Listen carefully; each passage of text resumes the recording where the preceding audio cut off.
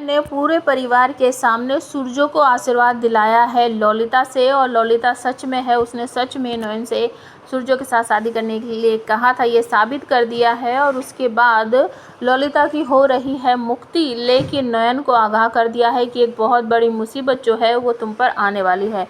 Nayantara serial के आने वाले एपिसोड में आप सबको देखने को मिलेगा कि ललिता जो है वो घर में वापस आ गई है और उसको एहसास हो गया है कि नयन के साथ बहुत बड़ी गड़बड़ होने वाली है। तो नयन तो देख सकती है, वो कहती है सभी घर वालों से कि माँ यहाँ पर है, ललिता माँ यहाँ पर है, और वो आप सबको देख सकती है। लेकिन बहुत से लोगों को वो एहसास नहीं हो रहा है, तो वो कहती है कि माँ सब लोग मेरी बातों पर यकीन तो करते हैं, लेकिन आप यहाँ पर हो ये साबित करने के लिए आप मंदिर में से फूल उठाकर सूरजो बाबू के माथे पर लगा दो, आप उनको आशीर्वाद दे रही हो, उनको ये पता चल जाएगा। तो ललिता कहती है कि ठीक है, मैं ऐसा ही करती हूँ।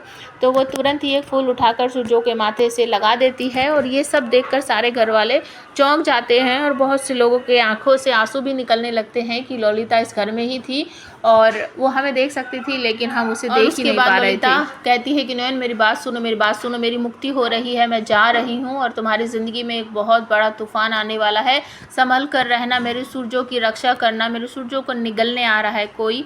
तो नयन को कुछ समझ नहीं आता है, और असली माँ जो है सूरजो की ललिता, उसकी मुक्ति हो जाती है। और उसके बाद घर में बहुत ही एक खुशी की लहर सी दौड़ पड़ती है। सब लोगों को ऐसा लगता है कि ललिता का आशीर्वाद है सूरजो और नयन पर, और बाबा कहते हैं कि हम इन दोनों की शादी फिर से करवाएंगे। और वो अपनी व्हील चेयर पर बैठे हुए शंख बजाने की प्रैक्टिस कर रहे हैं। सूरजो की बहन पूछती है कि बाबा आप क्या कर रहे हो?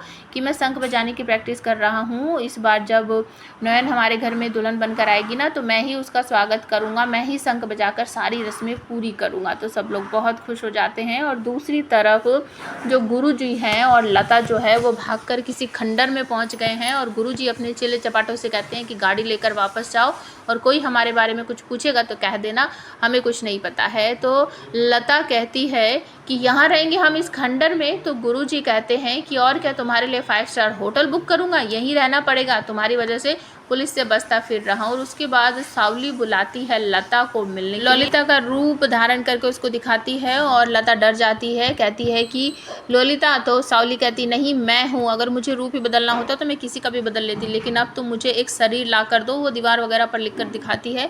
तो लता कहती है कि हाँ हाँ मैं तुम्हें एक शरीर ला कर दूंगी, हाथ जोड़कर कहती है कि मुझे मारना नहीं, मैं तुम्हें एक शरीर ला कर दूंगी। और उसके बाद वो कहती है कि मैं अब बहुत जल्दी एक शरीर में प्रवेश करूंगी, और उसके बाद उस नयन को मैं जीना हराम कर दूंगी। तो जो आने वाले एपिसोड में है उस सब नयन रात के अंधेरे में कहीं जा रही है, और पीछे पीछे सूरजो भी है, लेकिन उसे आवाज़ बिल्कुल भी नहीं लगाता। एक जगह जाकर नयन रुक जाती है, और सूरजो आकर कहता है नयन आप यहाँ क्या कर रही हो?